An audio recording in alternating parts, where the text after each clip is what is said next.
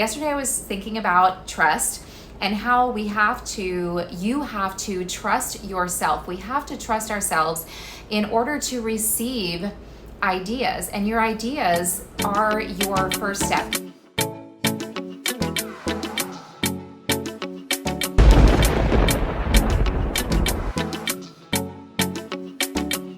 One of the things that I hear that holds people back in getting what they want and working toward, and even getting started working toward what they want, is acknowledging what they want. And then the how am I going to get there? Okay, once they do sort of acknowledge, they're too focused on the how.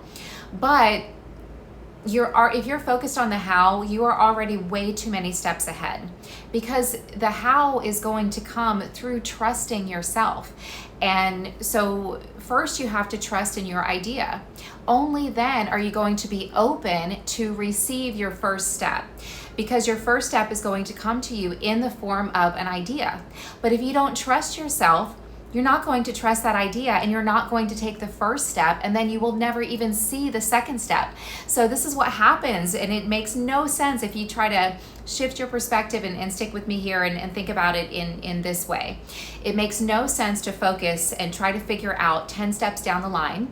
Like, I don't think that people come out and say this, but I think they think this. Once I know all of the steps, and once I can see all of the steps, the how, the 1, 2, 3, 4, all the way to step number 10 and beyond, then I will get started. But that is not how the process works.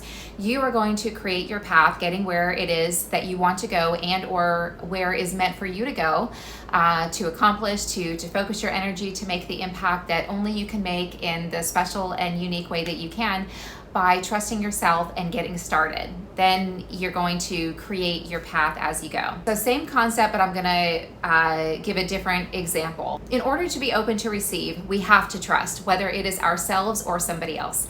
And so I was thinking about a really good friend of mine. His name is Paul. Shout out to Paul if you're watching. I think I only have one Paul friend.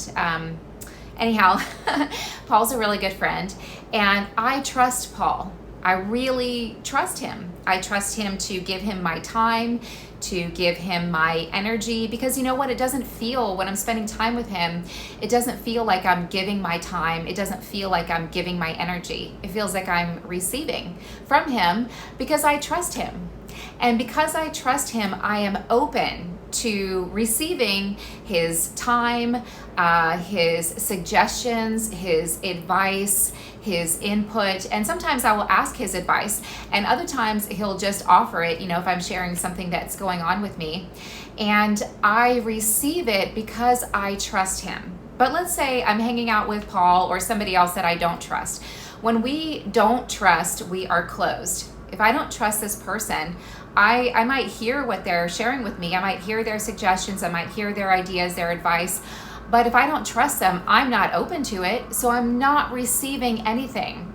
And then this is going to feel more exhausting, like more of a draining experience, like I'm giving and not receiving. It's going to feel like my energy and time is being taken and I'm not receiving. But why is that? It's because I'm not open to receiving. And yes, we absolutely want to be discerning with whom we give our time and energy to, because not everybody's going to be at a good vibrational state for us to spend time with them. But I just thought that was a pretty cool example. The reason that I receive from Paul is because I trust him. And so therefore I am open. So then I can come away from our time together feeling good and feeling like I got something, feeling valued and feeling his value, because I trust him, and so I'm open.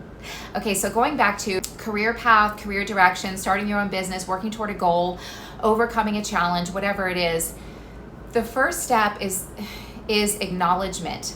And that involves trust. Trusting who? Trusting yourself.